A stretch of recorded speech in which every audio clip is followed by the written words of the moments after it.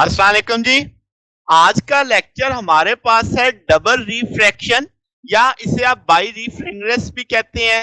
और फिर हम उन क्रिस्टल से देखेंगे डबली रिफ्रैक्टिंग क्रिस्टल जिनमें ये डबल रिफ्रैक्शन होती है। तो जनाब पोलराइजेशन का चैप्टर है हमारे पास, तो उसमें एक बहुत इंपॉर्टेंट टॉपिक है हमारे पास डबल रिफ्रैक्शन या इसे हम बोलेंगे बाई रिफ्रैक्टेंस। अब ये फिनोमेना है कि एक लाइट की जो रे है अनपोलराइज्ड लाइट, जो उसकी रे टूट जाती है दो रिफ्रैक्टेड में जो लीनियरली पोलराइज्ड रे होंगी, और इस अमल को डबल रिफ्रैक्शन बोलेंगे या बाई रिफ्रैक्टेंस बोलेंगे। मतलब कि एक अनपोलराइज्ड लाइट किसी मटेरियल में से पास करेगी और वहां पे वो दो रेज में चली जाएगी, यानी स्प्लिट हो जाएगी, और वो दोनों स्प्लिट रेज लीनियरली पोलराइज्ड होंगी। इस फिनोमेना को हम बोलेंगे डबल रिफ्रैक्शन या बाई रिफ्रैक्टेंस। क्लियर होगी बात? तो अब आपके पास ये फिनोमेना सबसे पहले हमारे पास अर्मस बर्थेलियस ने 1669 में ऑब्जर्व किया इस चीज को। इसको स्टेप बाय स्टेप लेके चलते हैं। लेट्स से हमारे पास एक एक्सपेरिमेंट है जिसमें हम क्या करते हैं, एक डॉट लगा लेते हैं पेपर पे। अब उसके ऊपर हम कैल्साइट क्रिस्टल रख देते हैं और उस डॉट को देखते हैं उसके ऊपर से, यानी तो अब आपको वहां पे दो इमेज दिखाई देंगे। ठीक है, कैल्साइट क्रिस्टल आपने डॉट पे रखा, अब क्या है वहां पे आपको दो डॉट्स दिखाई दे रहे हैं। अगर मैं उस क्रिस्टल को रोटेट करूं वर्टिकल एक्सिस और अपनी आंख उसके ऊपर रखूं यानी क्रिस्टल के ऊपर, तो आप देखोगे कि आपका जो एक इमेज है वो स्टेशनरी है जबकि दूसरा इमेज घूमने लग पड़ा है। अब आपके पास जो फिक्स्ड इमेज है उसे हम ऑर्डिनरी इमेज बोलेंगे, और जो आपके पास दूसरा इमेज होगा उसे एक्स्ट्रा ऑर्डिनरी इमेज बोलेंगे।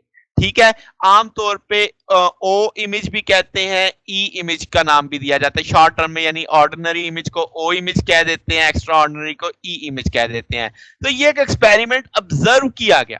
ठीक होगी बात? यानी आपने कैल्साइट क्रिस्टल को रखा, उस एक डॉट जो आपने पेन से लगाया था, और अब आप उस क्रिस्टल को घुमा रहे हैं, तो पहले तो आपको वहां पे दो डॉट दिखेंगे। अब उनमें से एक डॉट घूमना शुरू हो जाएगा जब आप जैसे जैसे क्रिस्टल को रोटेट करेंगे, जबकि एक डॉट अपने मुकाम पे ही रहेगा। तो जो अपने मुकाम पे रहा वो ऑर्डिनरी इमेज है, जो अपने मुकाम से रोटेट कर रहा है that is extra ordinary image. अब जरा इसको लेके चलते हैं रे के पहलू पे। हम कहते हैं कि आपके पास अनपोलराइज्ड लाइट जब आपके पास नॉर्मली फॉल करती है कैल्साइट क्रिस्टल पे, तो हम कहेंगे ये दो हिस्सों में चली जाएगी। एक वो जो विदाउट डेविएशन पास करेगा, ओके हो गया, और दूसरा जो डेविएट करेगा किसके लिहाज से, क्रिस्टल के लिहाज से। तो दो बातें आ गई अब आपके पास कि अब आपकी जो रे है वो दो हिस्सों में जा रही है। एक उनमें से यानी दो टूटी, दो बनी, एक में डेविएशन आएगी, एक में डेविएशन नहीं आएगी। अब ऐसा क्यों होता है, जरा वो जैसे आप इस फिग में देख भी सकते हैं कि आपको वाज़ेह तौर पे दो नजर आ रही हैं। आपके पास जब हम कहते हैं कि दो ऑपोजिट जो फेसेस होते हैं कैल्साइट क्रिस्टल के, जैसे आप यहाँ पे देखें this one and this one, वो हमेशा पैरेलल होंगे एक दूसरे के। तो आपके पास जो रिफ्रैक्टिव रेज हैं वो इमर्ज करेंगी पैरेलल टू द इंसिडेंट। ठीक है, और हम कहेंगे कि वो एक दूसरे के पैरेलल हैं। अब जैसे आप यहाँ पे देखो मामलात कि आपके पास ये आया कैल्साइट क्रिस्टल के अंदर से पास कर रहा है, आपको स्प्लिट होता दिख रहा है, दो रे दिख रही हैं। एक रे आपके पास इंक्लाइंड है, एक आपकी अनडिफ्लेक्टेड है। ठीक है, जैसे हमने पहले पढ़ा।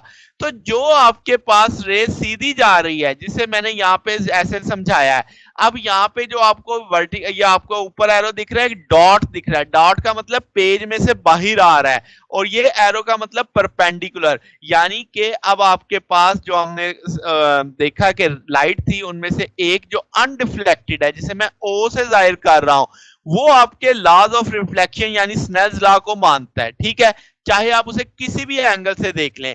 यानी आपके पास ये जो अनडिफ्लेक्टेड रे है, यूं हो जाए, यूं तिरछी हो जाए, अगर वो आपके पास सारे के सारे किसी भी एंगल पे बनेगी तो वो आपके लॉज ऑफ रिफ्लेक्शन को ओबे करेगी। उसे हम ऑर्डिनरी रे कहेंगे, ओ रे भी कहेंगे।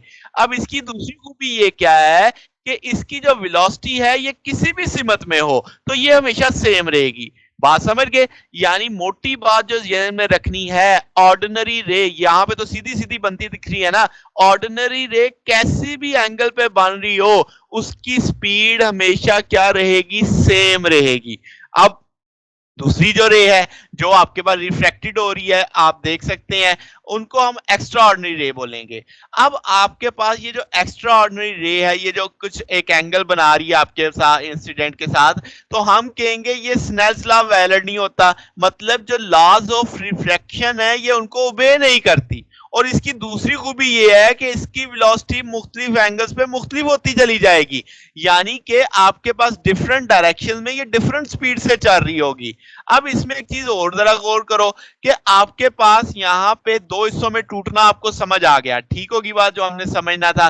फिर आपको ये भी समझ आ गया कि एक अनडिफ्लेक्टेड जा रही है जिसे मैंने ओ कहा, ऑर्डिनरी रे कहा। मैंने कहा कि ये लॉज ऑफ रिफ्लेक्शन ओबे करेगी, ठीक है। इंसिडेंट लाइट किसी भी एंगल पे आए, उस जाहिरा वो आएगी, दो हिस्सों में टूटेगी, उनमें से एक तो ऐसी होगी ना जो अनडेविएटेड होगी, जो डेविएशन नहीं लेगी, वही आपके लिए क्या है, ऑर्डिनरी रे है।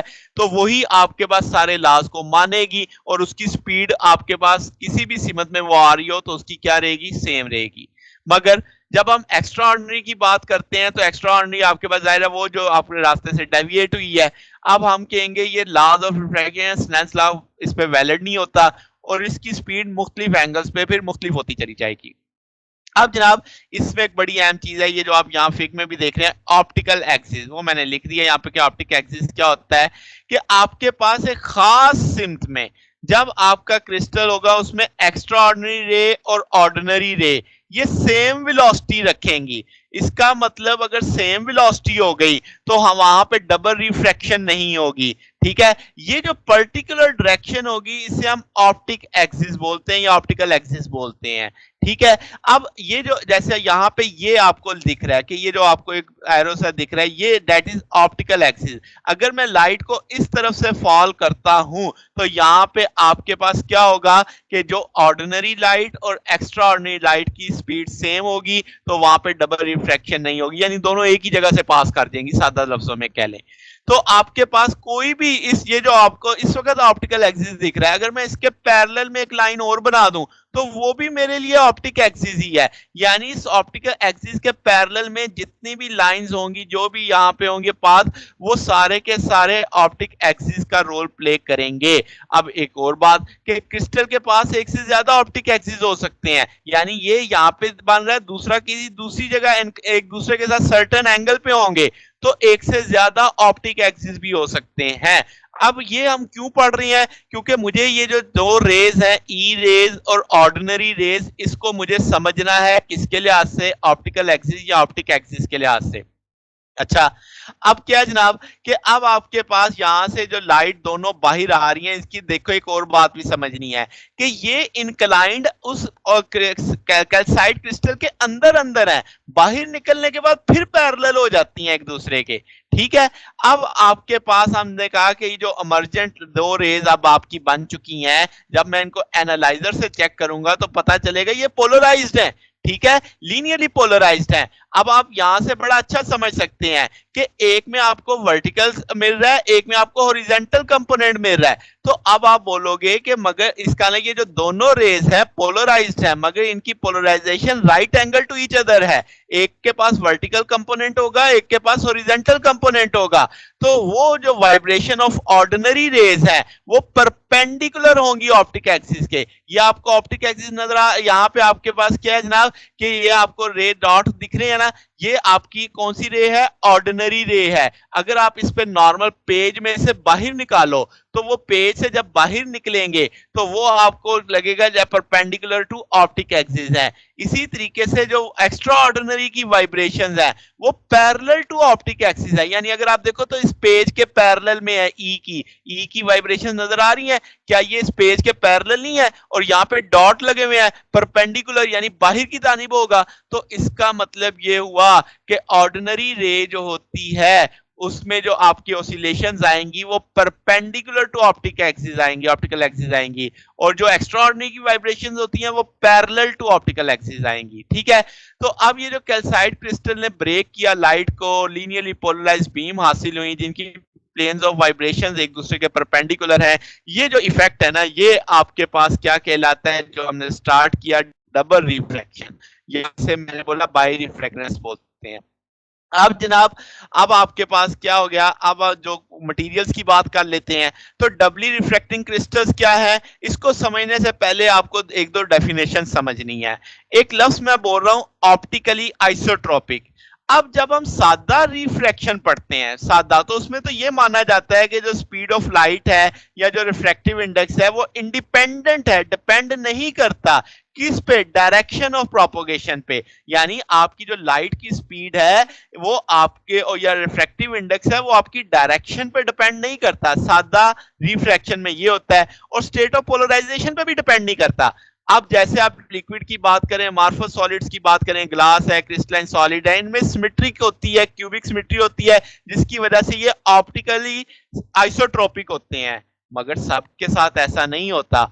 अब अगली जो चीज हमने पढ़नी है वो एन आइसोट्रोपिक सब्सटेंस है, यानी अब उसमें बदलाव आएगा। कुछ सब्सटेंस ऐसे होते हैं जो डिफरेंट ऑप्टिकल प्रॉपर्टीज शो करते हैं डिफरेंट डायरेक्शंस में, तो हम बोलेंगे ऑप्टिकली एंटी एनआइसोट्रोपिक आपके पास सब्सटेंस है। तो जनाबे वाला, इसका मतलब आइसोट्रोपिक और एनआइसोट्रोपिक में बात समझ आई कि वहां पे आपकी सिमेट्री थी, आपके पास डिपेंडेंट ही नहीं है वो प्रोपोगेशन के। जबकि जब मैं एनआइसोट्रोपिक की बात करूंगा तो वो डिफरेंट ऑप्टिकल प्रॉपर्टीज आपको देगा डिफरेंट डायरेक्शंस में। जैसे इसकी मिसाल है आइसलैंड सेपर है, कैल्साइट है, कॉर्ड्स है, टर्मलाइन है। आगे तो आपके पास ये मटेरियल ऐसे होते हैं जो डिफरेंट ऑप्टिकल प्रॉपर्टीज देते हैं डिफरेंट डायरेक्शंस के अंदर। अच्छा, अब ये जो आपके पास, जैसे मैंने हेडिंग दी डबली रिफ्रैक्टिंग क्रिस्टल, इनके दो हम टाइप्स बना लेते हैं, uniaxial crystal, biaxial crystal. Uniaxial crystal कौन से होंगे, जिनके पास सिर्फ एक ऑप्टिक एक्सिस होगा। अब आपको एक ऑप्टिक एक्सिस का पता है, ये मैंने डेफिनेशन समझाई कि जिसमें आपके पास एक्स्ट्रा ऑर्डिनरी रे और ऑर्डिनरी रे की स्पीड सेम हो जाती है, जिसमें डबल रिफ्रैक्शन नहीं होती। यानी लाइट अगर इस एंगल पे फॉल करेगी जो ऑप्टिकल एक्सिस के अलोंग होगा, तो वहां पे डबल रिफ्रैक्शन नहीं होगी, एक्स्ट्रा ऑर्डिनरी और ऑर्डिनरी रे की सेम स्पीड होगी। तो यही चीज यहां पे मैंने बताई कि यूनी एक्सियल क्रिस्टल किसे बोलेंगे, जिसमें वन ऑप्टिकल एक्सिस होगा। इसमें कैल्साइट है, क्वार्ट्ज है, टर्मलाइन है, ये एग्जांपल इसकी हैं। बाई एक्सियल क्रिस्टल क्या होंगे, जिसमें दो ऑप्टिक एक्सिस होंगे। अब ये जाहिर सी बात है, क्रिस्टल की खूबी भी आ गई एक तरह से। तो वो दोनों जो ऑप्टिकल एक्सिस है वो सर्टेन एंगल बनाएंगे एक दूसरे के साथ, जिसमें माइका है, बोरेक्स है। तो ये सारे के सारे जनाब बाई एक्सियल क्रिस्टल हैं। अब हमारे लिए इंपॉर्टेंट अभी चल रहा है यूनी एक्सियल। तो हम यूनी एक्सियल को फर्दर दो हिस्सों में ले जाते हैं, positive uniaxial, negative uni axial.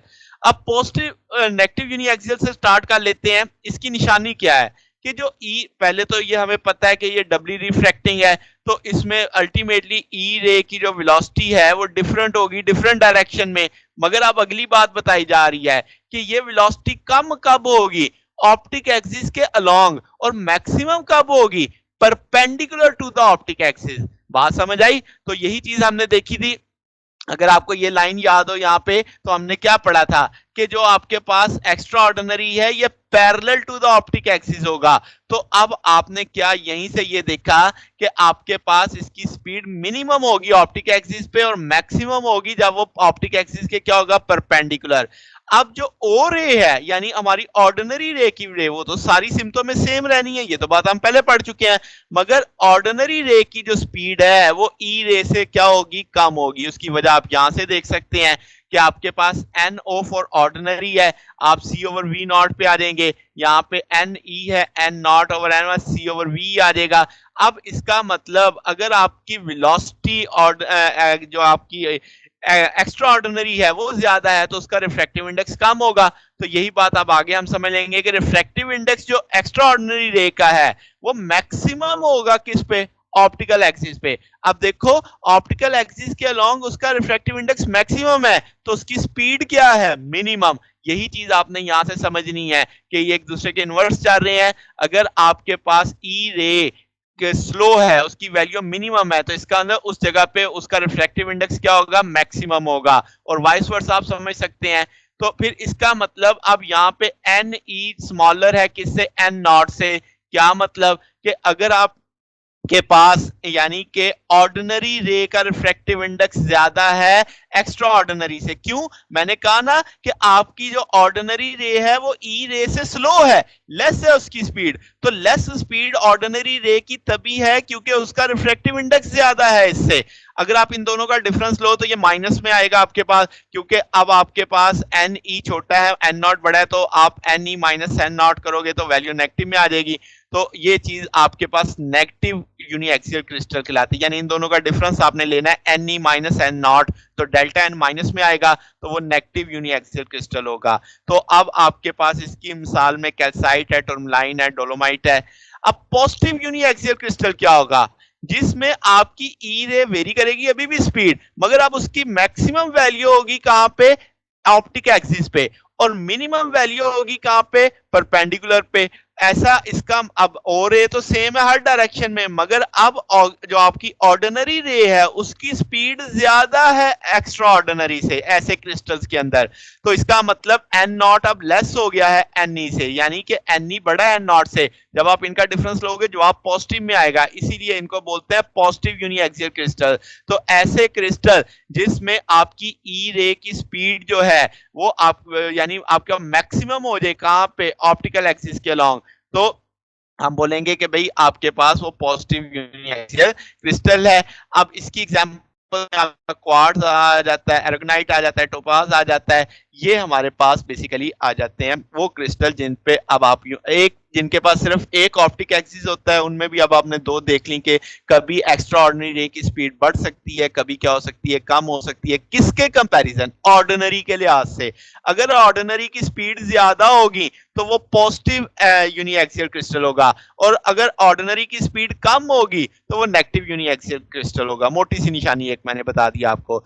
तो ये हमारे पास टॉपिक था। हमने देखा कि लाइट पोलराइज हो जाती है, दोनों रेज पोलराइज हैं। अब हम अगर इन दोनों में से एक पोलराइज हासिल करना चाहते हैं, एक को रोकना चाहते हैं, तो वो निकोल प्रिज्म का कंसेप्ट आ जाता है हमारे पास। वो आने वाले लेक्चर्स में हम उसे भी देखेंगे। कल हम इसका वेव बिहेवियर देखेंगे कि वेव फिनोमेना क्या है, यानी हाइगन प्रिंसिपल के तहत डबल रिफ्रैक्शन को कैसे एक्सप्लेन किया जा सकता है। ये हमारा आने वाले दिन का लेक्चर होगा। आज तक के लिए इतना ही, बाकी इंशाल्लाह फिर नेक्स्ट देखेंगे। अगर आपको इसमें कोई बात पूछनी हो, कोई डाउट हो, तो नीचे कमेंट्स में पूछ सकते हैं। वीडियो अच्छी लगी हो तो वीडियो को लाइक कीजिएगा, दोस्तों के साथ शेयर कीजिएगा, चैनल को भी सब्सक्राइब कर दीजिएगा। अब तक के लिए इतना ही, बाकी इंशाल्लाह फिर नेक्स्ट देखेंगे। ओके, अल्लाह हाफिज।